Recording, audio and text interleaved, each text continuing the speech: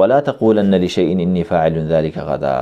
وې زما پیغمبره وې د سکار بل ورځونه کې ان شاء الله دی ولین دی ویلې تا چې هغه ته دا ویلو چې تاسو به سبا خبر درکم ان شاء الله دی ولین ویل یعنی چې الله وغواړي د هیڅ یو شی په باره کې چې دا کار به سبا کوم الا ان يشاء الله مگر چې الله وغواړي. د ان شاء الله ویلو فائدې او اهمیت ډیر مسلمانان نورونه هغه به د دې اهمیت نه خبرې. د دې په اړه دوه مهمې واقعي او هغه د انبیاء سره واقع شوي دي. اول واقعه د نبی صلی الله علیه وسلم سره د هغه په ژوند مبارکي په مکه کې وو او د مکی مشرکان د هغې په مقابله کې تاسو ته بهتره معلومه ده اعتراضونه او سوالات او جوابات دا لړۍ به روانه وه. 4 سوالات او اعتراضات یې په یو ځل وکړل چې د دې خبر موږ ته راکړه. یو په هغې کې د اصحاب کهف باره کې، همدغه رنګې د ذوالقرنین باره کې، همدغه رنګې دغه باغ والا په باره کې د الله پیغمبر علیه الصلاة والسلام ته ویل سبا به خبر درکم. سبا شو وحیرانه له بل سبا شو وحیرانه له لا بل سبا شو وحیرانه له. مشرکان وی راکه خبر غوغا یې شروع کړه وی ګوره وی دروغجن دی وی وحی په کومه ده اوس یې په تا راشي. 15 ورځې وشوې او وحی رانه له 15 ورځې بعد وحی راله سورة کهف نازل شو او د دغه مشرکانو جوابات پکې وشو لیکن یو تنبیه نبی صلی الله علیه وسلم ته دا وه ولا تقولن لشيء اني فاعل ذلك غدا.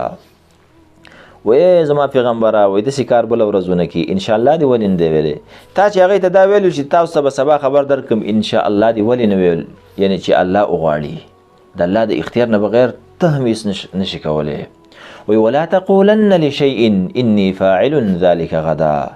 وی هیڅ کله داسې به نه وی د هیڅ یو شي په باره کې چې دا کار به زه سبا کوم الا ان يشاء الله مگر چې الله وغواړي.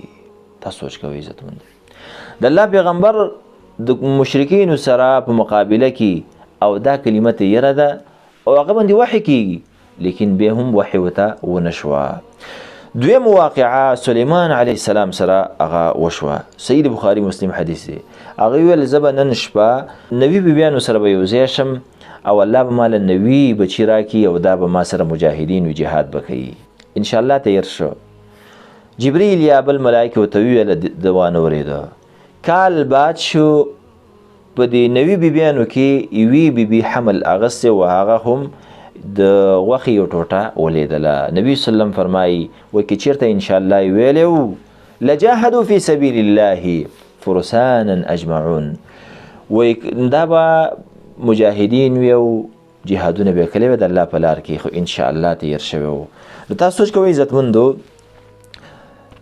دا خو انبیاو د دین په باره کې د دین مسایلو په باره کې دین ان شاء الله ير شوی دی او داسې واقعات سره شوی دي داسې کار سره شوی دی. ما او تا د دین په باره کې څه کې مخ د خپل خېټې نه چاپیری سبا به دا کار وکم سبا به داسې وکم او دا به وخورم دا به نه خورم. د دې باره کې موږ او تاسو نه یو د موږ سره د الله برکت او معیت کومک به د کم ځای نشي. دا ضرور وي عزتمندو او دا مې روي هر کار چې کوي ان شاء الله سبا هلته درځم ان شاء الله دا کار به وکم ان شاء الله دې باندې خپله خوله دا عادت کوي ټول خیرونه برکتونه یو ستاسو به په سر وي.